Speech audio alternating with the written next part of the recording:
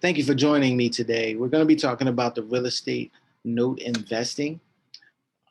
We're going to talk about just the basics of what real estate note investing is and some of the pros and cons of using this particular strategy to either start your real estate career or start your real estate investing or to add it to your current real estate investing strategies. So with that being said, let's start the presentation.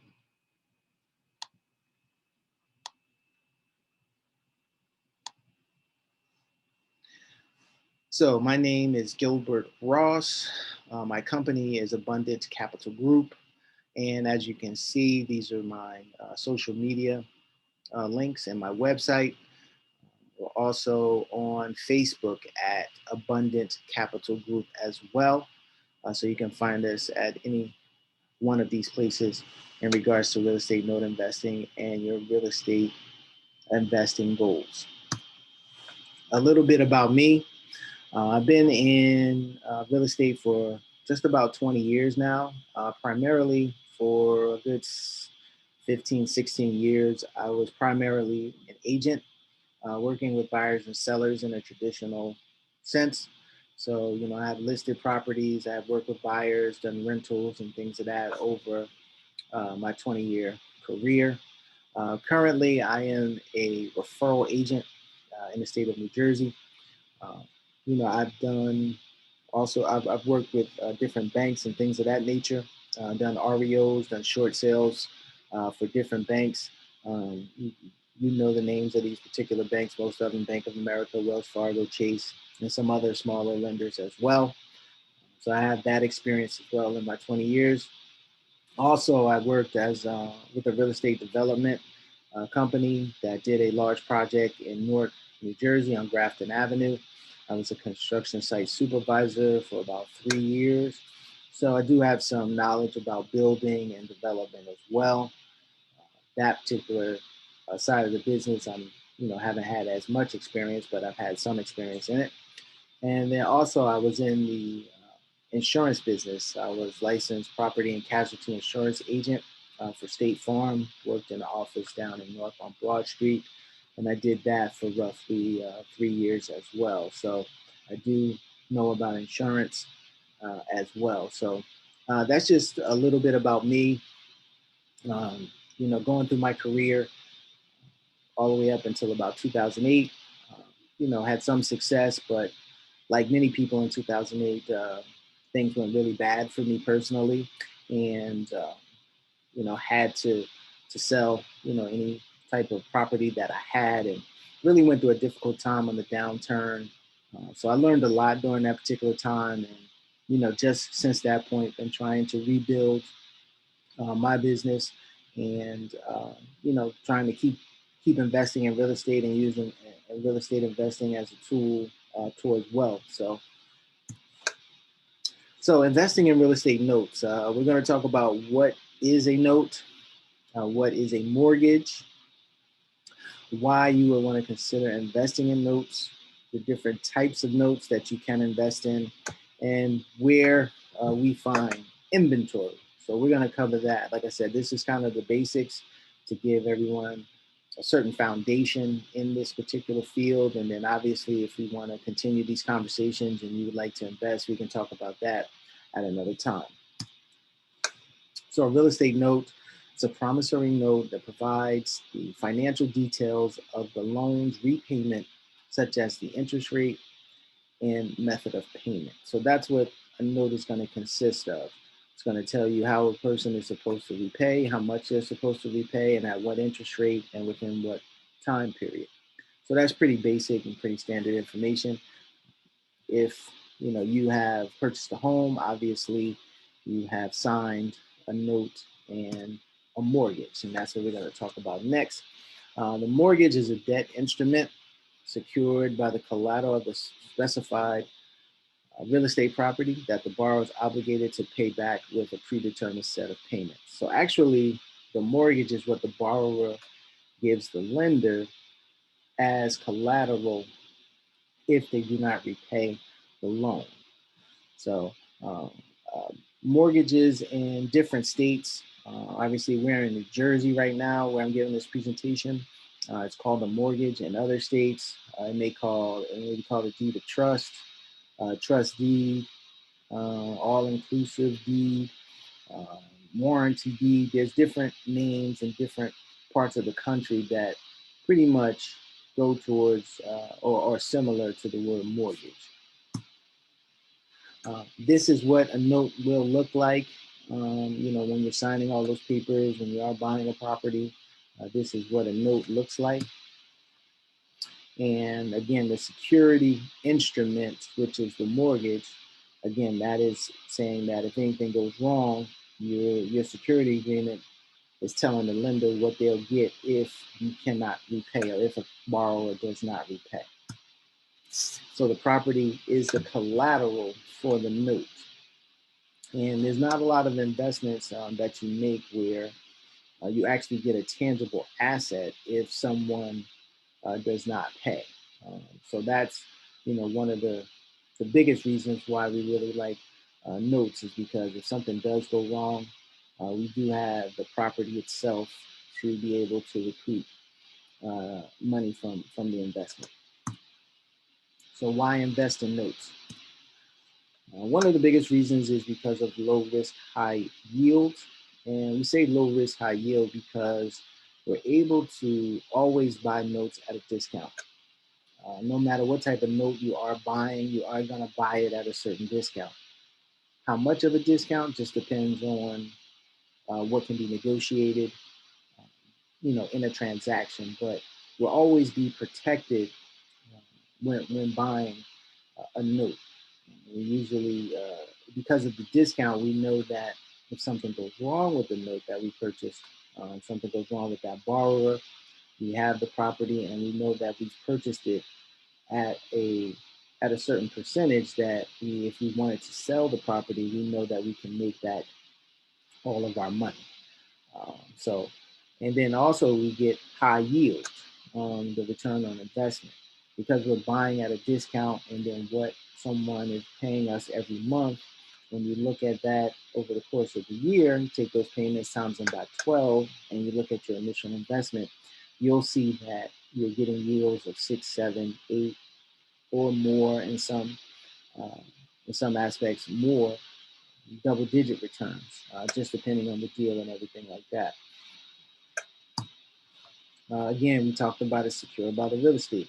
That is a big factor. So we know that if something does go wrong, we have this property that we can take to the market and sell it and make our money back. Plus, most of the times we're able to make more, a little bit more for what we paid for it. But let's just say if you don't want to do that, we're going to talk about other exit strategies once you do get the real estate back. If something goes wrong, you have multiple exit strategies to protect your investment. How many investments, or when you invest money, have multiple ways of you getting paid back what you put into that investment? There's not a whole lot that come to mind, but this is definitely one of those. Again, like as I mentioned, we always purchase at a discount. Um, we're buying at a certain percentage of what the market value is. Uh, we try to stay somewhere around 70% of less of market value. Now, remember, that's just the market value. We're going to be looking at what's called unpaid balance. And sometimes you may pay close to what the unpaid balance is, but because the property is worth more, you're okay with paying a higher percentage of what is left on the loan because you know that the property is worth, considerably more than what you invested in it. So we always purchase at a discount, and anybody in this particular field understands that. They know that you buy at a discount. Now, when you talk to some sellers, depending on who they are, how sophisticated they are, they may not understand that, but you always purchase a note at a discount. Again, we talked about multiple exit strategies, and we're gonna get into those. You can do a short sale on property as a note holder. You can go to the borrower and ask them to sign a deed in lieu. Say, I know you're having some problems paying this particular loan back. Why don't you just deed the property back over to us? We'll let you walk away. We'll forgive the debt. And then everybody goes on about their business. And then this way you can get the property back. Hopefully they'll leave it in a certain condition because you are allowing them out of the loan, so to speak, and able to go on with their life and not damage their credit anymore. And then you take the property back and you can possibly re-rent. You can rent the property out again, or you could create a new note at that time. Or once they're out of the property, you could go ahead and sell the property. So there's a lot of different things that you can do, when you become or when you invest in notes. You're essentially the bank. And then as we know, the banks can, they can work out anything they want with their customer or the person that, they made a loan to. So, uh, we don't just have, uh, one way of getting out of a property. Sometimes in other real estate, I mean, if you're a fix and flipper, you fix it up and you just try to sell it and make a profit.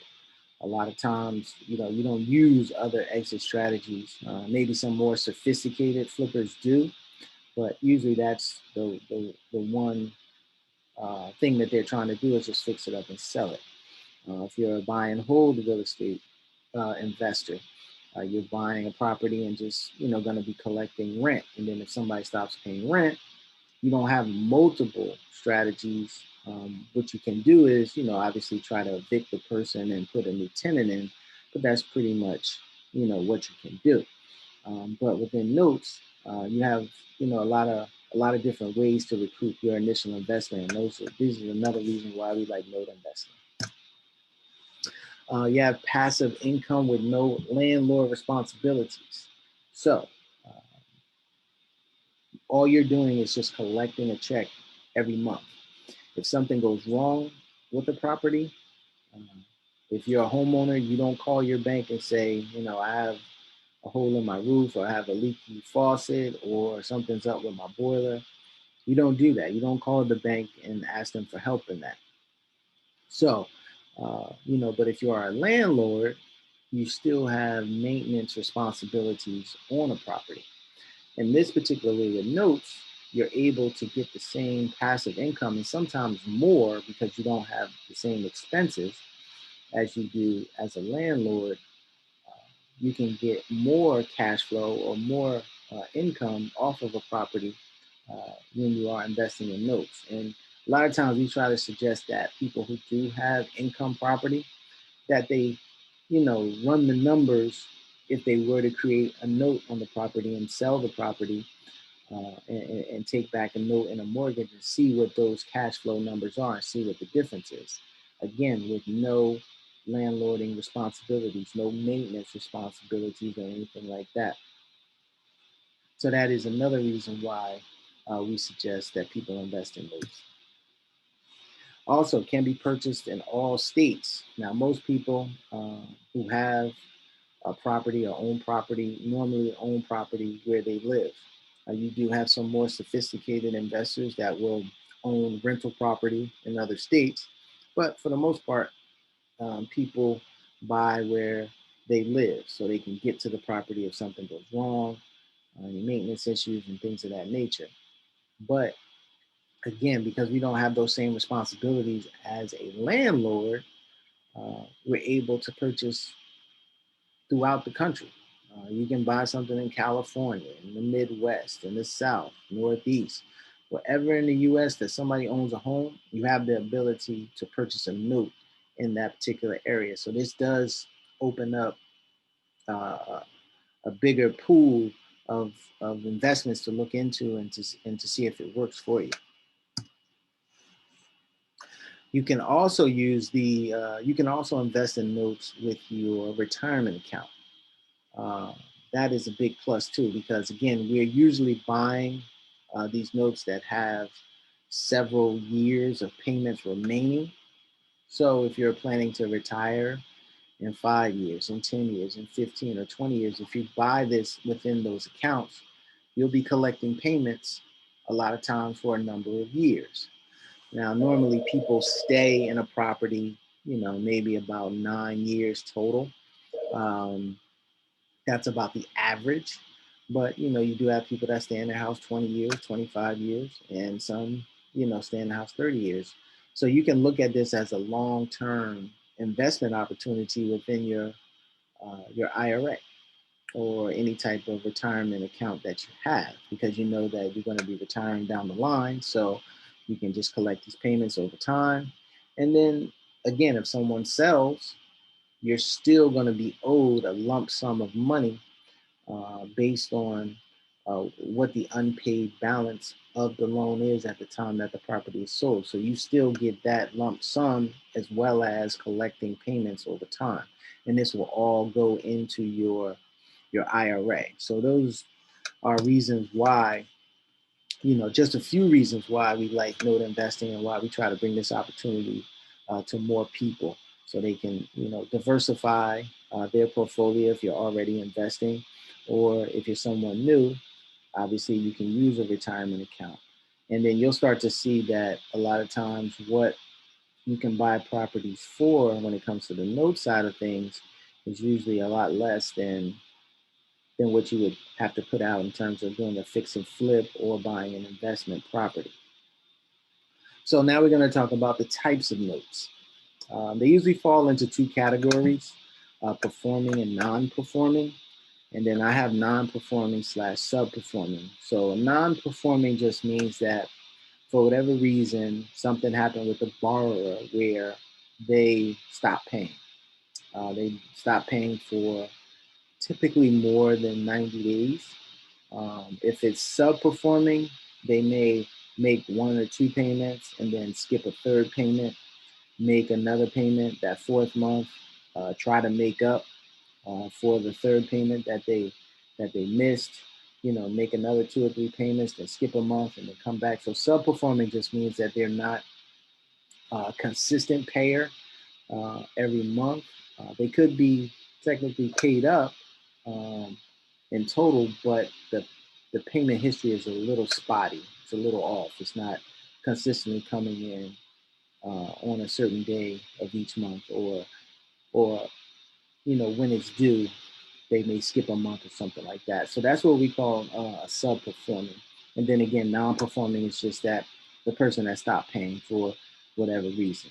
And we have the ability to buy these notes as well as this next category, which is performing notes or reperforming.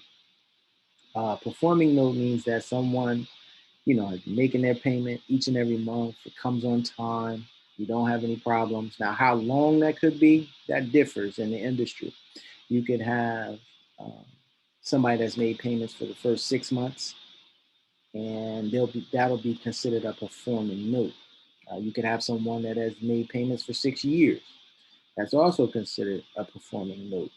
So you, as the investor, have to feel comfortable on what you would like to see in terms of a payment history when it comes to performing notes.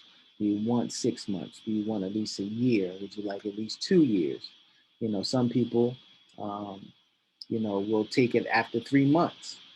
Somebody has been paying consistently for 3 months. Somebody will look at that and say it's performing and want to buy that. Somebody else may say, I want at least 2 years, or I want 3 years. So it's really up to the individual person. And then reperforming just means that maybe at one time something in their life happened where they weren't paying, or like you said before, they had spotty pay history, but now they've been paying consistently for the last 12 months, the last 18 months. So that would be back on that's what we call a reperforming note. So there's opportunities to buy all, anyone that falls into these categories here. So again, this is a non-performing note here. So you'll see that the property is worth, this property is worth 80,000, if I'm not mistaken.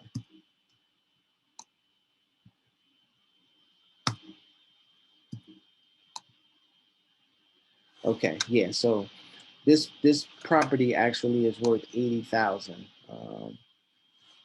At the point where when it was purchased, the value of this particular property was $80,000. Now, because it falls into the non-performing category, um, we were able to purchase this note for $28,000. Now, that doesn't mean what the unpaid balance was. The unpaid balance on this was probably somewhere about 40 or 45,000, but the property was still worth 80,000. So you have to ask yourself, would I pay $28,000 for something that I know is worth 80,000? And I think that most people would say, that they would. Yeah, see, the property value here was 80,000, and you can acquire this property for the $28,000. And what you can try to do is go back to that homeowner if you want, like we talked about earlier with exit strategies, and see if you can work something out with them.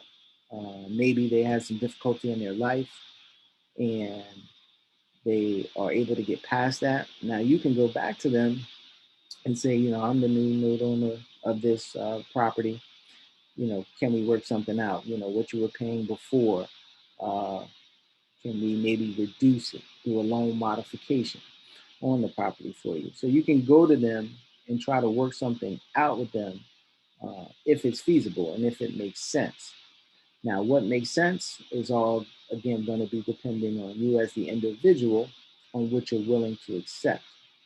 And then, two, what you do with this is that you would go to a loan officer uh, and have them create the new mortgage and all the terms and documents, um, and get this person kind of what we call requalified, so to speak, and make sure that they can now afford these new payments that you have come up for them. This loan modification. So they'll make sure that see what they're where they're working at now, what they're making, and see how much they can afford. Now on 28,000, you can reduce the payment per month. You probably can reduce it by a couple of $100, maybe even more, and that'll put the person maybe that fits their budget better. So now you can get them back on track in terms of paying. And then also, like I said, if this property is worth $80,000, they have an unpaid balance around 40 or 45, they would really be walking away from $40,000 worth of equity. Would they want to do that? Probably not. Not to say that they wouldn't, but I would think that most people would try to make every effort to work something out to get them repaying, because they know if they were to sell this property that they could make, you know, X amount of dollars. So there isn't some incentive for them to possibly do a loan modification. But if that didn't work, again, if you weren't able to work anything out with them and you had to do a foreclosure, now you have an asset for $28,000 plus whatever your expenses are to foreclose, but it's worth 80,000. Could you do a short sale? You could do that. You could go to the homeowner and say, look, I know you're having difficulty. How about we do a short sale? Let's see what we can get for the particular property. Um, and you're also due any unpaid balance and arrearage account and penalties. That's also accruing when you buy a non-performing loan. So all those costs and fees and things like that accumulate, and you're still really owed all of that on a $28,000 investment. Again, you could go to them and say, well, let's do a deed in lieu. You're having a difficult time. Maybe you just want to put a period, uh, behind this and then just move on. You can go to them and say, give them a deed in lieu. Maybe help them with moving expenses. Maybe that is cheaper than going through a full foreclosure. Maybe you can give them their first month security to move somewhere else. Maybe they'll say, great, I'll take that and sign this over to you. And this way you don't have to go through all of the foreclosure process. Uh, or you like we talked about, maybe you do have to go to foreclosure, but you do have a lot more options at your disposal to try to get something worked out on this particular property.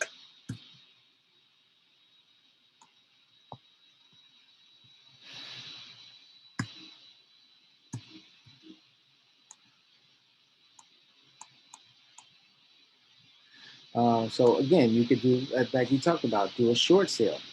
If a property is worth $80,000, could you get someone to offer 50,000 for a property that they know is worth 80,000? Now, obviously, that's going to depend on the condition of the property and everything like that. We're assuming that these people didn't, just trash the place. They left it in some decent shape. Now you've made 50,000 on your initial $28,000 investment plus any foreclosure expenses. So again, that's why buying at a discount is so important and works so well in this particular business, is because when you do have issues with properties and then you try to sell them, you're able to recoup all of your initial investment plus, in this case, $22,000 minus, again, any foreclosure expenses or any other expenses that you had to do on this particular property. Um, that's not a bad deal. And these deals, I mean, because we are in New Jersey, you say, where's a house for $80,000? There's a lot of houses in a lot of different areas that are under $100,000. That's why investing not just in your backyard, when it comes to notes, is such a plus, because you can find things for your particular budget, whatever your budget is. There's properties that are worth under $50,000 in certain parts of the country. So um, these types of deals are out there by the thousands. And there you go. That would be your money. That $22,000 be going right to you. So now we're going to talk more about the performing side.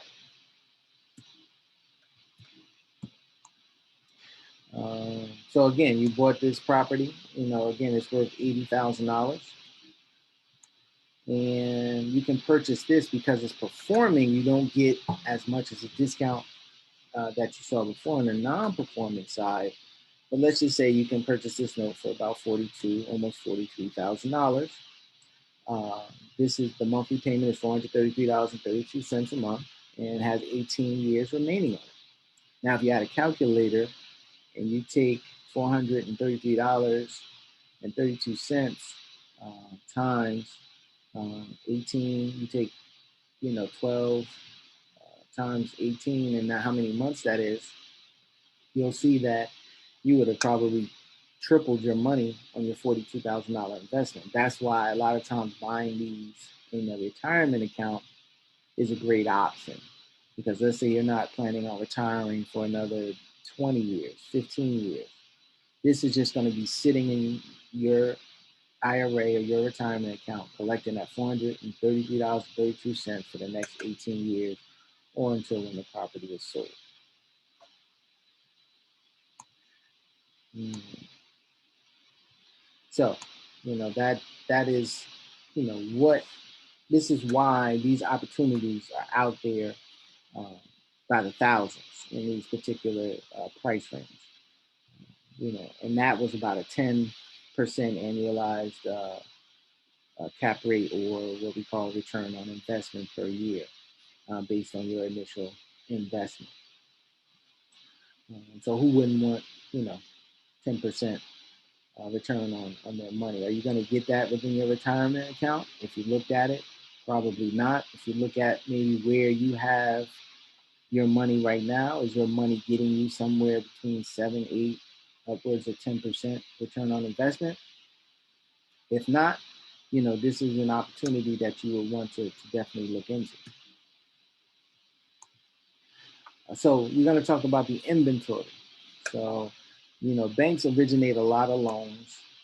Um, the big companies, the Wells Fargo's, the Bank of America's, and everything. Those big time banks, they originate a lot of loans, and then what they do is that they package a lot of their loans and then they sell them off to the secondary market.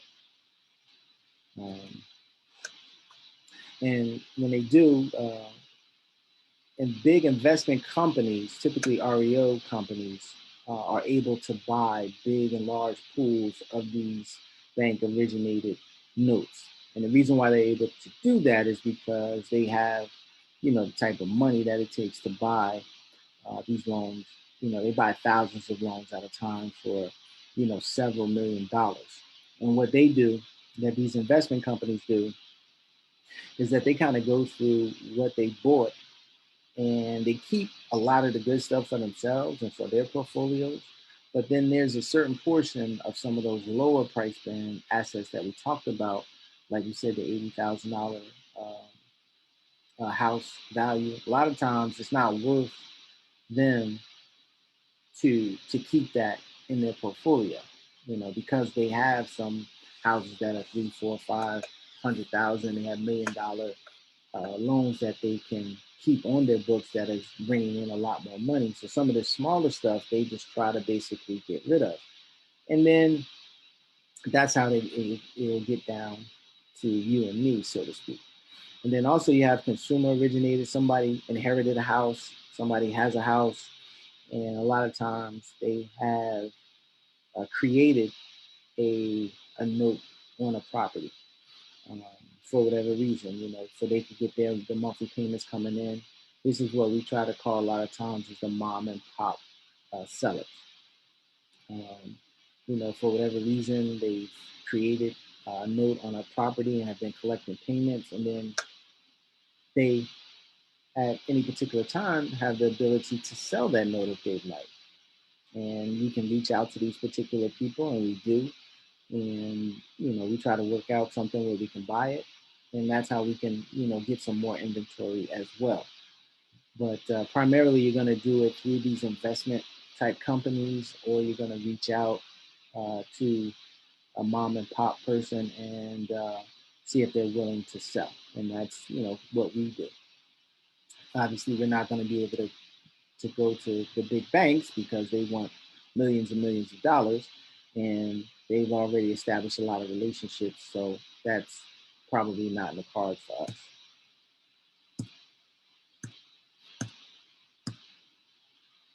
So again, this is that what I just talked about is that the banks in the secondary market, they sell off to the note investment companies. They have the reperforming loans, and they have non-performing loans, and they have performing loans. And they sell those to those note investment companies, and then it comes down to you and I. The REO investment companies, a lot of times what they do is that they'll buy an REO from a bank or wherever they buy it from, and they'll set up seller financing for buyers. And then once the buyers make a certain amount of payments, those companies look to sell as well.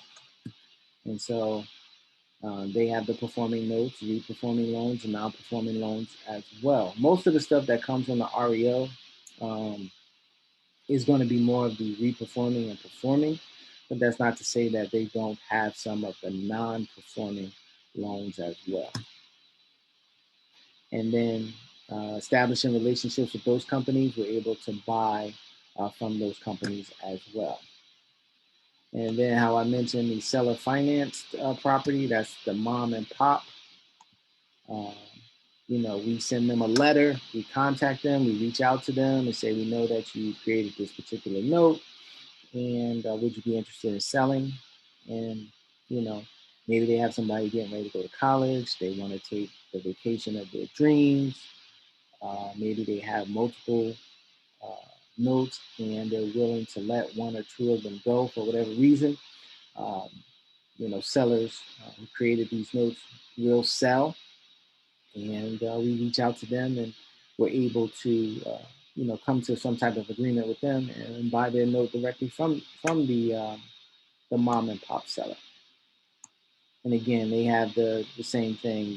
They may be selling it because it's non-performing now and they just don't want to deal with the headache and everything like that. Or it could be a performing loan that they just want to get cashed out of so they can go and do something else with that money.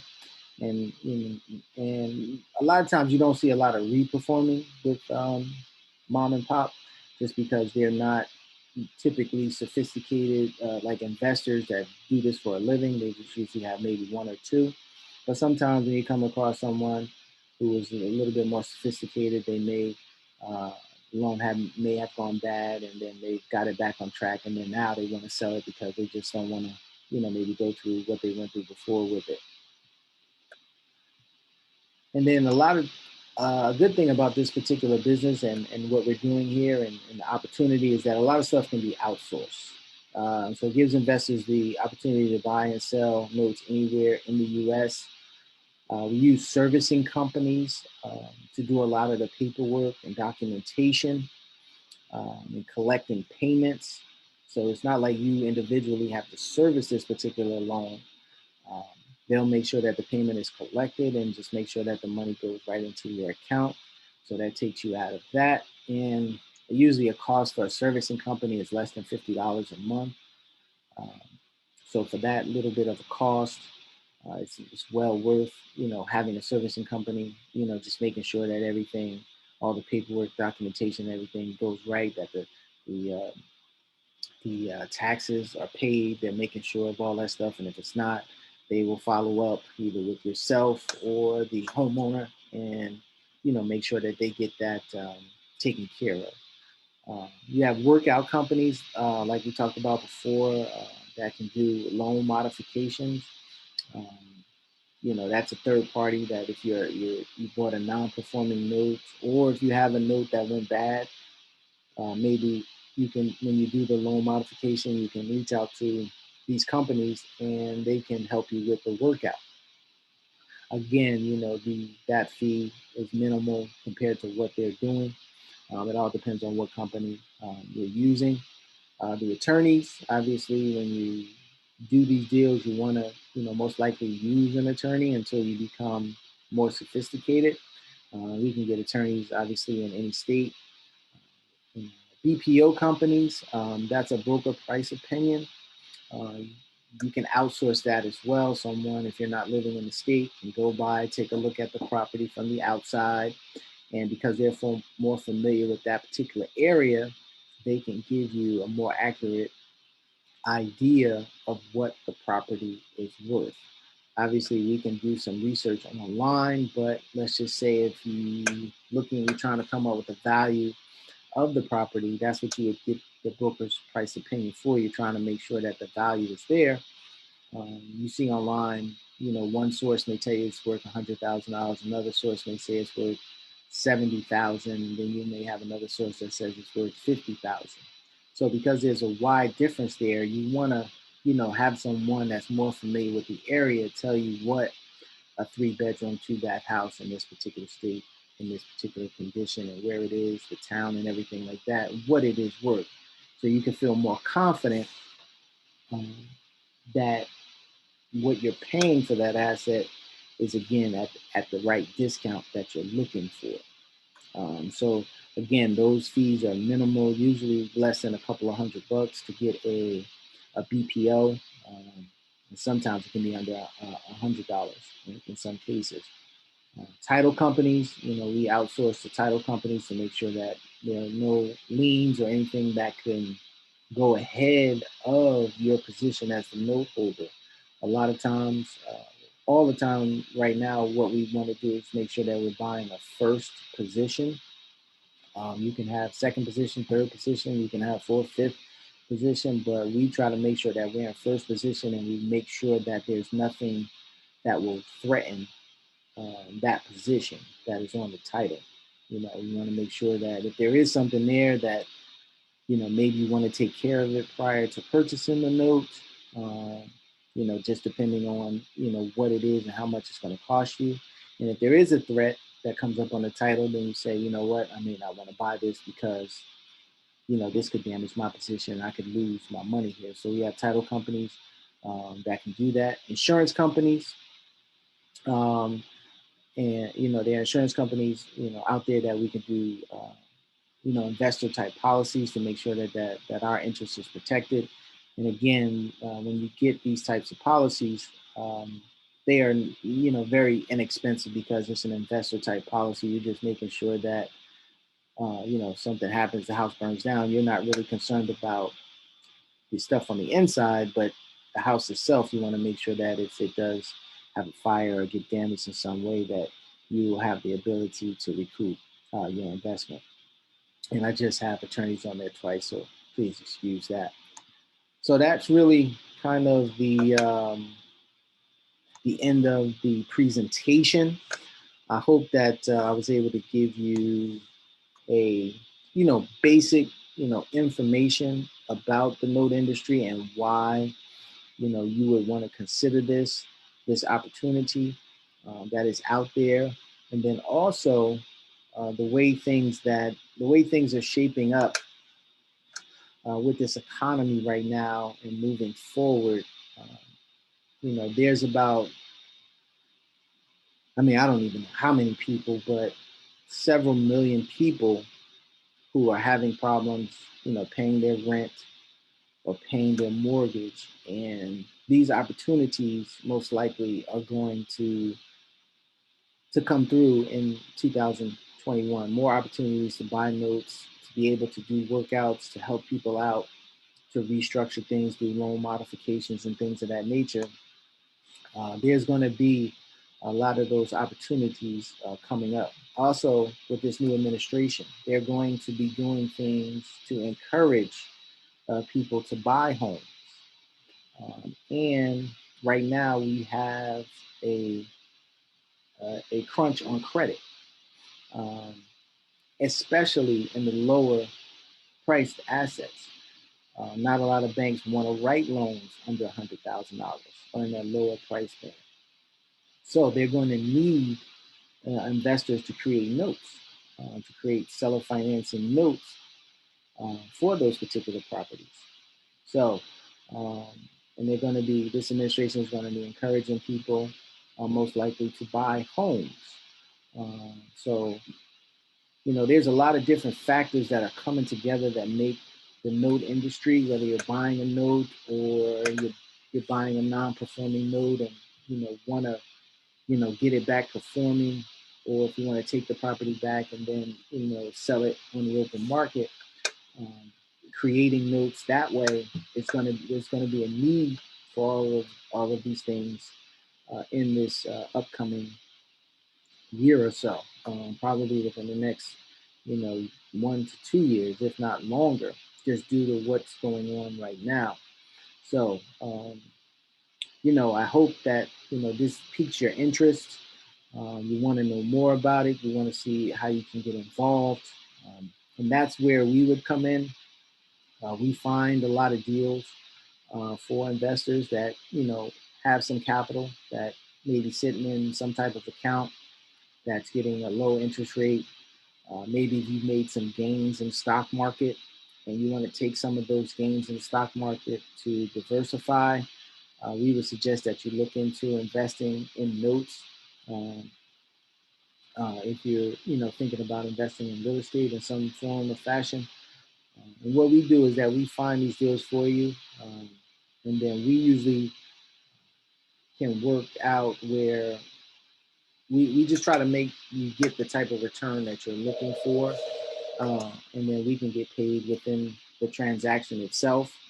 Each transaction is obviously different, but our cost and anything like that it will be fixed into the deal. So if you are interested, let's talk a little bit further. I hope you have some questions. And after this presentation, we are going to be taking questions. But I just want to thank you for your time. And like I said, hopefully, this information at least piqued your interest and you have some questions that will make you, you know, once you get those answered, you'll want to take the next step and get involved in note investing. So with that being said, we're going to take questions now. Everybody have a great day.